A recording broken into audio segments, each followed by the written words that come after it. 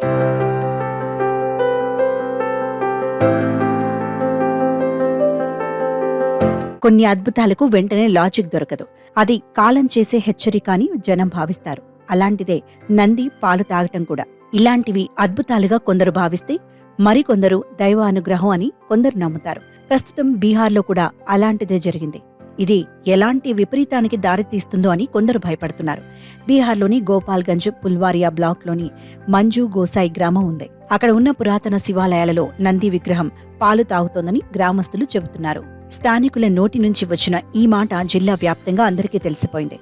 ఇంకేముంది, పురాతన శివాలయంలో రకరకాల కళాకృతులతో ఉన్న నంది విగ్రహం పాలు తాగడం చూసేందుకు జనం పెద్ద సంఖ్యలో వస్తున్నారు. నంది విగ్రహం నోటి ముందో స్పూన్లతో పాలు పట్టించేందుకు ఎగబడుతున్నారు. శివాలయంలో జరుగుతున్న ఈ వింతను చూసేందుకు ఎక్కడెక్కడి నుంచో వస్తున్న వారితో ఆలయ ప్రాంగణం నిండిపోయింది. అక్కడికి వెళ్లిన భక్తులు నందికి పాలు పట్టించడానికి పోటీ పడుతున్నారు. తమ వెంట తెచ్చుకున్న పాలు నీళ్లను చెంచాలతో నంది విగ్రహం నోటి ముందు పెట్టగానే అందులో పాలు క్రమంగా మాయమవుతున్నట్లుగా కనిపిస్తోంది. గోపాల్గంజ్లో జరుగుతున్న ఈ వింతను సోషల్ మీడియాలో కొందరు షేర్ చేయడంతో వైరల్ అయింది.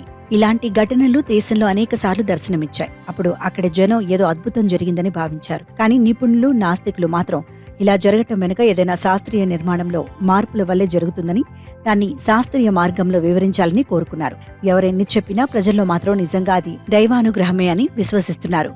శివుని వాహనంగా భావించే నంది విగ్రహానికి పాలు పట్టిస్తే పుణ్యం వస్తుందనే నమ్మకంతో జనం బార్లు తీరుతున్నారు.